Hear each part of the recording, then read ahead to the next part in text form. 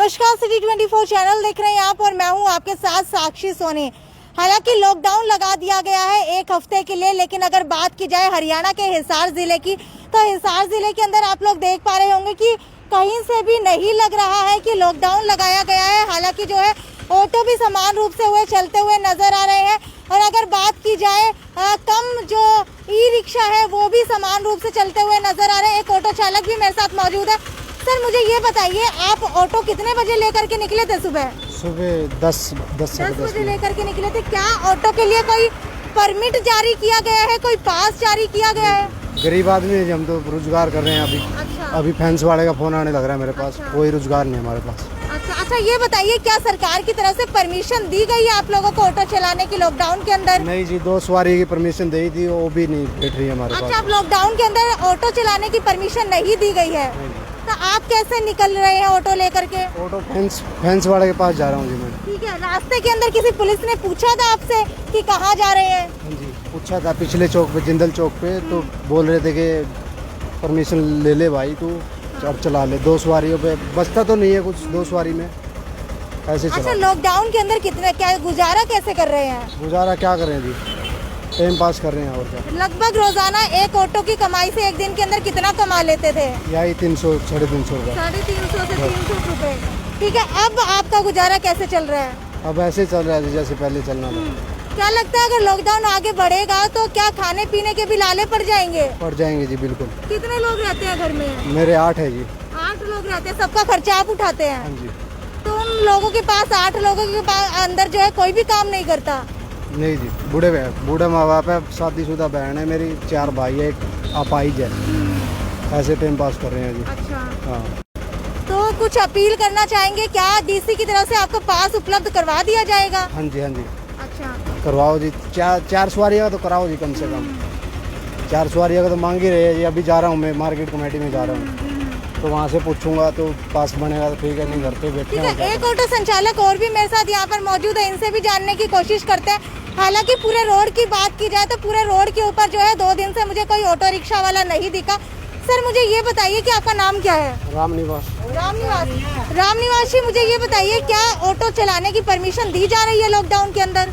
Permission नहीं है, ये अखबार में आई थी कि भी एक या 2 सवारी लेके आप चला सकते हो। अच्छा। तो इसलिए मतलब देख रहे हैं घर पे बैठे करें क्या, कुछ पैसे नहीं होगा तो करेंगे क्या। ऊपर से कोई सोचते पहली तरह किस्त वाला ना परेशान करे। अब प्रेशर तो सारी तरफ से है, घर का भी है वैसे भी है, और हमारा कोई काम भी नहीं है कुछ। ठीक है, आपके घर के अंदर कितने लोग रहते हैं? 4 जी है जी। चारों का खर्चा आप ही उठाते हैं अकेले उठाता हूँ जी। ठीक है, रोजाना लगभग कितनी कमाई हो जाती थी एक दिन के अंदर? उस अब कमाई कहाँ, 1 साल से तो परेशानी चल रही है। इधर किस्त वाले परेशान कर रहे हैं, उनको हर महीने किस्त किस चीज की? ऑटो की किस्त होती है ना महीने की। अब 8200 रुपये किस्त है इसकी मेरी, और अब पूरा 1 साल जैसे निकाला है मेरे दिल को पता है। अब घर में कौन है, लड़का पढ़ता है, गुड़िया पढ़ती है, अब वो हाउसवाइफ है, अब करने वाला मैं हूँ, रेंट पे मेरा मकान है। अब इसलिए चलो जैसा भी, अब थोड़ी, अब मैं तो आज आया हूँ, सोचा कि भी अखबार में देखा था कि भी 1-2 सवारी लेके चला रहे हैं, तो चलो भी देखते हैं। पर नहीं, तेल ही पूरा नहीं हो रहा, 200 का 300 तेल गलाते हैं, 1 सवारी मिलती है 2, उतने में हो जाता है, और रेट वही है 20 रुपये। अब ज़्यादा ले तो अच्छा भी नहीं लगता, अगले को परेशान करना मजबूरी। ठीक है, सवारियों का रेट 20 रुपए रखा गया है। हाँ, पहले वो जब से 20 रुपये है जी। अभी बीच के अंदर 15 का रेट नहीं हो गया था? बीच में 15 हुआ था, फिर प्रधान वगैरह ने, क्योंकि स्थिति याद चल रही है, 1 साल से चल रही है मैडम जी। अब ये ऑटो इतने हैं कि गांव से भी आ जाते हैं, कम से कम 35 किलोमीटर के दायरे से सारे ऑटो यहाँ आ जाते हैं शहर में, जब लॉकडाउन खुलने के बाद। कोई पास इशू किया गया है आप लोगों को? हमारे को अब तक कोई पास इशू नहीं किया गया। अच्छा, तो पुलिस वाले रोकते नहीं है बीच के अंदर? नहीं, वो ज्यादा सवारी होती है तो रोक लेते हैं। अच्छा। हाँ जी, जहाँ अगर मान ले हम अपने कानून के अंदर चलते हैं, 2 सवारी लेके चलते हैं या 1, तो वो नहीं रोकते हैं। अगर ज्यादा ये तो हमें भी ख्याल है कि भी हमें कितनी सवारी बिठानी चाहिए। अगर हमारे पास सवारियों की बात की जाए तो आम लोग घरों से बाहर नहीं निकल रहे हैं। ठीक है, रेलवे स्टेशन, बस स्टैंड की बात की जाए तो बस स्टैंड के अंदर भी जो है रोडवेज की बसों के ऊपर प्रतिबंध लगा दिया है कि अगर ज्यादा सवारियां होंगी तो ही बसें चलेंगी। हालांकि कोई रोड के ऊपर भी नजर नहीं आ रहा। तो आप लोगों को सवारियां मिलती कैसे हैं? मिलती ऐसे है जी, ये सिर्फ अपने लोकल ही चल रहे हैं यहाँ से, हिसार से जो अस्पताल जाने वाला है, कोई अस्पताल से इधर आने वाला है, जो लोकल गरीब आदमी जिसके पास साधन नहीं है, और वो ही आ जा रहा है। कोई अमीर बंदा तो है नहीं, अमीर वाला तो गाड़ी या मोटरसाइकिल चल देता है। अब उनको परेशानी तो होती है। अभी इधर मील गेट से आते हैं, अब पैदल जिंदल हॉस्पिटल है या महात्मा गांधी ऐसे हॉस्पिटलों में जाते हैं तो पैदल ही चलते हैं और कोई बाहर से कोई सवारी नहीं है। अच्छा, लगभग रोजाना हिसार की बात की जाए तो 800 से 900 केस कोरोना के आ रहे हैं। अगर कल की बात की जाए तो एक दिन के अंदर सबसे सर्वाधिक मामले दर्ज किए गए हैं 1100। तो डर नहीं लगता जब सवारियां ऑटो के अंदर बैठती हैं? मैडम जी डर तो सारों को लगता है, बात है पेट के सवाल का। अब अगर खाने को मिल जाए तो घर बैठ के कौन राजी नहीं मैडम जी, आराम से घर पे हम दिन काट लें। अब मान लो कम से कम लगभग 250-300 रुपये तो खर्चा घर का डेली है, तो उसको वो कहाँ से आए डेली। और ऐसा भी नहीं है कि अगर पहली बार लॉकडाउन लगा, पहले लॉकडाउन से तो परेशान थे ही, चलो कोई बात नहीं, चलो दुख बीमारी है हम भी समझते हैं इस बात को।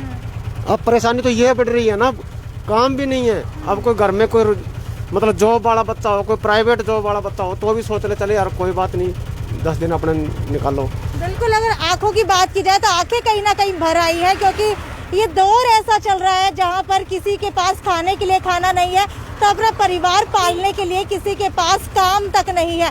अगर बात की जाए बाहर लॉकडाउन की तो शायद इसी वजह से सरकार ने इतनी ज्यादा सख्ताई इस बार नहीं की है। अच्छा, मुझे ये बताइए, लॉकडाउन जो है आज दूसरा दिन है, पहले 2 दिन पहले भी लॉकडाउन लगा था, उसको एक्सटेंड कर दिया गया है आगे, तो उनसे 3 दिनों के अंदर मुझे कोई भी ऑटो वाला नजर नहीं आया सड़कों के ऊपर। तो अब आप लोगों को कहाँ से परमिशन मिली, कैसे परमिशन मिली?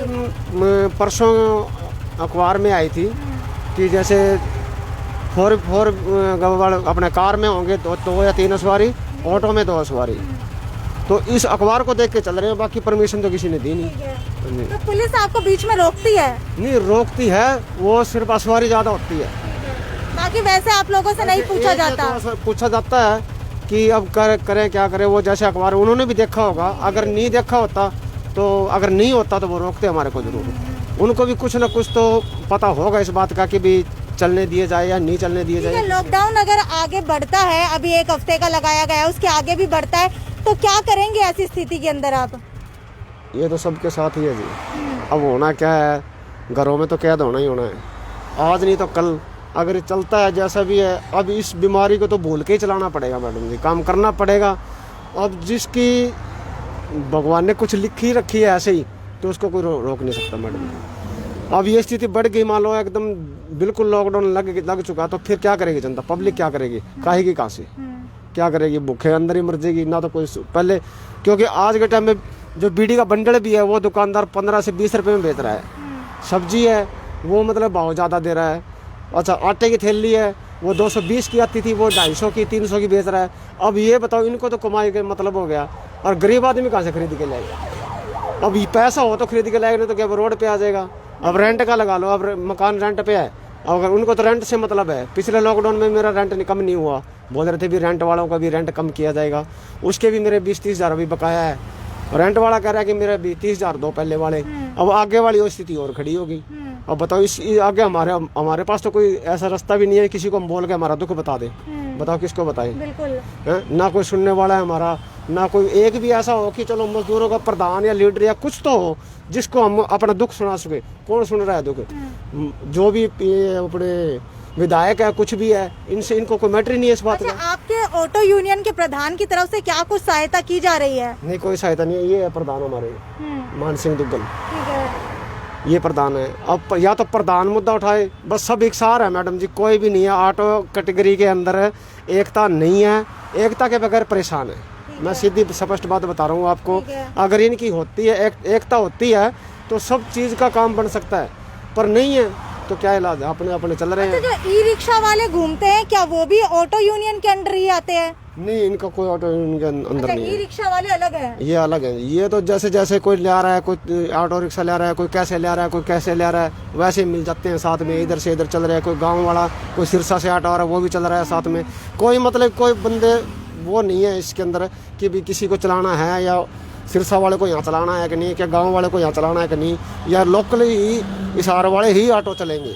मतलब इस पे कोई बंदे नहीं है। अगर ये भी हो जाए तो भी मतलब कोई दिक्कत वाली बात नहीं है। ठीक है, आप रोजमर्रा के दिन जो है ऑटो चलाते हैं, लगातार ऑटो चला रहे होंगे 2 से 3 दिन तक, तो मैं ये जानना चाहूँगी कि आपके ऑटो के अंदर जो सवारियाँ बैठती हैं, क्या उसके अंदर से कोई ऐसी भी सवारियाँ हैं जो पलायन कर रही हो, हिसार छोड़ करके कहीं और जा रही हो, बस स्टैंड जा रही हो, रेलवे स्टेशन जा रही हो, ट्रेन के अंदर जाने के लिए?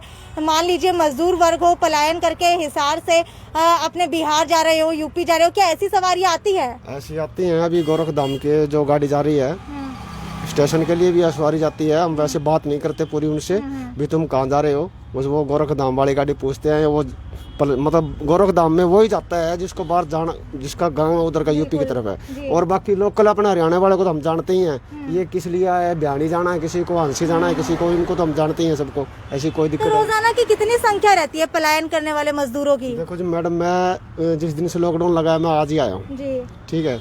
अब घर भी बैठ के मेरे समझ में नहीं आ रही है बनेगा क्या, ये इस चीज़ से मतलब दिमाग में प्रेशर भी होता है घर पे।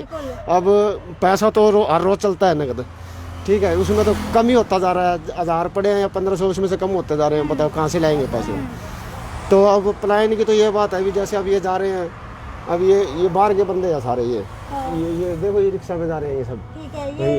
ये तो देख पा रहे होंगे ई रिक्शा के अंदर आगे बैठे हुए कुछ मजदूर वर्ग यहाँ पर देखे जा रहे थे, जो बैग लेकर के शायद रेलवे स्टेशन की तरफ जा रहे हैं। स्टेशन की तरफ जा रहे हैं, कोई वैसे भी जा रहा है, कोई लोकल भी जा रहा है। अब मेन बात ये है कि कम से कम 10,000 ऑटो हैं हिसार के अंदर जो लोकल हैं। मेन मुद्दा उनका है, चलो जो जैसे अब चुनाई का काम चला हुआ है, अब इसमें मजदूर ले रहे, इसको कोई नहीं रोक रहा है यहाँ पे। अब काम कर रहे हैं, इनको ठेकेदार दिहाड़ी देगा, शाम को पैसा मिल जाएगा। अब हमारे को ये शुरू से ले रखे, आज मेरे को 1.5 साल हो गया इसका लिए को। अब इसके बाद पता नहीं था ये लॉकडाउन हो जाएगा।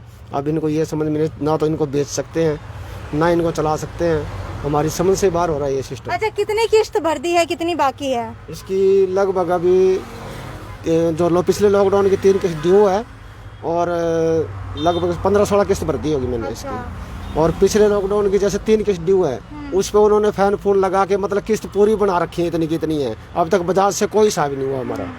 जिस दिन बजाज के अंदर बैठेंगे हिसाब होगा, उस दिन असलियत कहानी का पता चलेगा। अच्छा, एक ऑटो की कीमत कितने लाख में पड़ जाती है? ये पड़ती है मैडम जी, जैसे मैंने आज के टाइम में जो है ना 395 का पड़ता है, 3 लाख का केस में। बिल्कुल। और ये पड़ता है 4.85 के लगभग पड़ता है, 4 लाख 4,60,000 या जैसे पेमेंट देता है 20, 30, 50 पेमेंट दे के उसी हिसाब से मतलब इसका लगभग 4.5 या 4.5 लाख तक का पड़ जाता है सारा सब कुछ मिला करके, पेपर के साथ में सब कुछ मिला करके। यानी कि अगर आज के समय की बात की जाए तो एक ऑटो वाले के लिए ऑटो खरीदना उतना ही मुश्किल है जितना हमारे लिए किसी सरकारी नौकरी के अंदर 1 महीने की सैलरी मिल जाती है।